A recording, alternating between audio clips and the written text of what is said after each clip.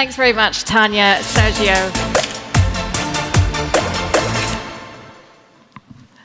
There we go. If you are given the opportunity for audience questions, just do what that famous footwear company says, just do it straight away. Because it always happens, it goes quiet, and then 10 people want to ask a question. So please, just go for it. Right, so the next session is Capital Meets Policy Dialogue. This is a unique initiative that was launched in Singapore last year. Following its very successful launch, which happened in 2022, it included 250 plus senior stakeholders on the policy and on the investor side. And this dialogue has gone global this year. In fact, Elevandi launched the Africa chapter in Kigali. That happened just last week. So the folks at Elevandi have been extremely busy. We welcome you to the Europe chapter. In 2023, this dialogue will also culminate in the flagship Asia-Pacific chapter that will be held alongside the Singapore FinTech Festival, where we hope to see all of you. That's happening later this year. So joining us for framing the dialogue are Navin Suri, advisor to the board of directors at Elevandi, and Rafat Kapadia, head of investments at Elevandi. Please.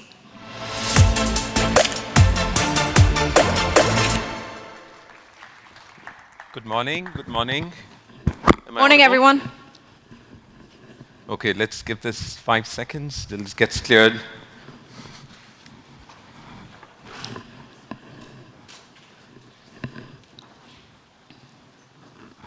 Okay, so innovators do what they do best, innovate. They take risk. This risk is on their savings, this risk on the product that they develop, and they're always looking for early adopters. Capital providers often rush in fairly quickly behind innovators when they've seen some early glimpse of adoption with those products and provide capital. Capital enables that innovation to scale.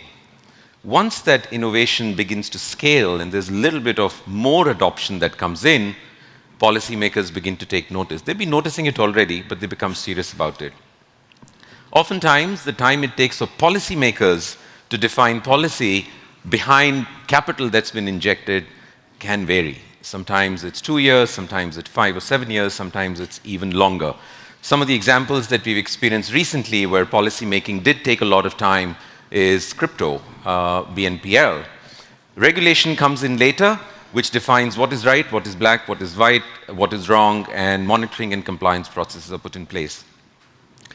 This typically is the cycle of development of new technologies. Innovators come in first, capital comes next, policymakers after that, and regulation gets defined. I do wonder, what does it look like for artificial intelligence, Rafat? Thanks, Navin. That's a great question. However, in order to answer it, let's start from the beginning. So there was a time when steam engines, printing press, electricity were considered revolutionary. That was because they had a GDP impact. But if you look at the past 3 decades, since the beginning of the internet, technology has had an exponential impact on GDP growth at a pace we've not seen before. And with AI, we are possibly at the beginning of a 5th industrial revolution, the 5th industrial revolution.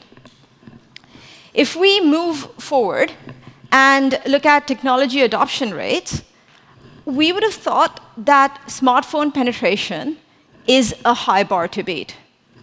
But as the numbers show, generative AI adoption in particular, is set to beat smartphone penetration.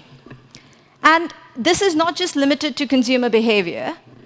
Big tech is going in and investing in AI at a breakneck pace. And by big tech, we're not just talking about Google and Microsoft. Everyone's in this race. Some of the names here include Bloomberg, Amazon, Salesforce. But really, these are just some examples. All the tech companies are in this race. Navin? Well, Satya Nadella, when he rushed to launch an upgraded Bing, which nobody had ever used before, called it that a race starts today. And this was back in February, which is about 2 months after ChatGPT came in. But there is a very balancing view where if you look at the Brookings Institute, they talk about the challenge becomes how to protect the public interest in a race that promises to be the fastest ever run yet, which is happening without a referee. And who's the referee? Well, really speaking, it's the policymakers. Where are the policymakers is the question. If you look at a view of the public in general, there seems to be quite a difference between acceptance of products and services that are led by artificial intelligence or that are using artificial intelligence between wealthier economies and developing economies. So if you see on the right-hand side, people in the developed world generally tend to be a little bit less sure of what artificial intelligence can do as compared to those in the developing world. Do you want to talk about how a capital provider is looking at this right now? Yeah, absolutely. Let's talk about money. So if you look at the first quarter of this year, $5.5 billion have gone into AI. In just that same period, the first quarter of 2023, 5 new unicorns have been created. However, as you sift through the data and look on next, we've got to ask ourselves the question, are we looking at yet another bubble? Or rather, is history at risk for repeating itself? So this has got to be my favorite slide. So over the course of this year, we've seen a 4-week-old startup with no product and a very small team raise the largest seed funding round in European history. Salesforce has doubled the size of its AI fund. They've not even deployed the first $250 million.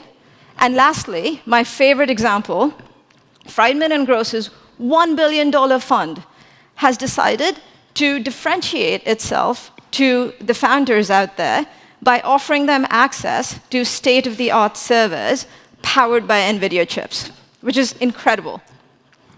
However, when you step back, we're living in very strange times because it often seems that generative AI is at risk of disrupting its own business case. The technology is growing so fast that business models based on a previous version of the technology, just a couple months old, may very well be rendered obsolete. And as a consequence, VCs are looking into their portfolio and trying to stack up the valuations. Indeed. But what are some of the bellwether investors thinking about artificial intelligence? And this is nobody less than Marc Andreessen. He, and all of these 5 points are ad verbatim from an essay that he wrote recently, where he says big AI companies should be allowed to build AI as fast as they can. Startup companies should be allowed to do that. He's also got a very strong view on open source, which is the third point. He says open source should be allowed to freely proliferate. Now, later on, we have a very interesting dialogue that's going to happen with very senior policymakers and very senior investors, and we're going to talk about this, that how is it that artificial intelligence currently already doesn't have enough policy that's come around. And we have the European Act, the AI Act that's been just published, passed by the European Parliament, but it will be something like 2 years before it actually gets implemented. You want to talk about something on the policymaker side? Yeah, I think it's really crucial to look to the other side, which is the policy side. And to kick us off, I'm going to just read out this quote from none other than Margaret Vestager, the EU Commissioner for Competition. If we end up in a situation where we believe nothing, then we have undermined our society completely. The European AI Act seems to be going quite the opposite direction of what we just heard from Marc Andreessen. It seems quite bold, but of course there will be a lot of dialogue before any of this takes shape and gets implemented. Quite like how GDPR, Europe took the lead and now everyone just references, say, let's look at GDPR and copy-paste that into our markets. That's a plus, that policy gets standardized across the world, but that's a risk also. It's not best adopted to different regions or different countries. But if you look at what they're talking about a ban on emotion recognition AI. Now, there are counter-arguments which say, for example, if a driver is falling asleep at the wheel, and if there was an AI that could observe that and wake him up, what about that? if a student studying in school is not grasping what's happening, and if there's an AI that can actually help make the student, or let the teacher know that there is something that the student needs to do better, what about that? Biometrics. A lot of all of what's written here is already capital invested for not just the last 6-9 months, but maybe the last 3, 5, 7 years. If you look at ban on social scoring, this is risk to value that's been created around the world if regulations were to go and get implemented in this particular format. So if you look at what are the 3 challenges for regulation, this is coming from the Brookings Institute. They talk about velocity. So if you see government's expertise on each of these subjects, the domain of artificial intelligence currently is very limited. So which would manifest itself in the time it might take before it gets realized, before policy comes out around the world. They're talking about what is it that they should regulate. Currently, it's more a risk-based approach, a principle-based approach, which means it's a catch-all if you did anything wrong. So do no harm, make sure that the black box is not a black box. You can trace things, you can explain where exactly did that decision come from that went wrong. And lastly, who regulates and how? So if you look at innovators currently are defining the rules, and there is a conversation that should there be a need to create a whole new digital agency, a new government body, which is possibly what the US is going towards. Europe, I think, is much better given that it's one union. But rest of the world, it's going to be quite difficult.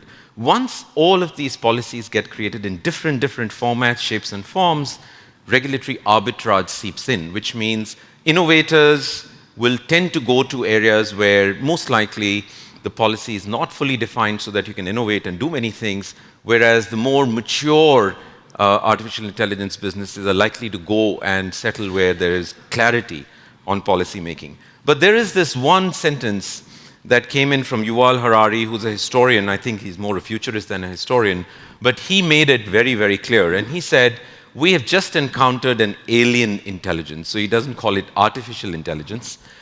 Here on Earth, we don't know much about it. And if I'm having a conversation with someone and I cannot tell whether it's a human or an AI, that's the end of democracy. This text has been, he actually has written that in his essay, or has it. So with that little background, with that little framing of the challenges that policymakers and regulators around the world face, the opportunity that innovators and capital providers see in the future, how does it all come back together? Let's get started. Thank you, Rafat. Thank you, Navin. Okay, let's get on.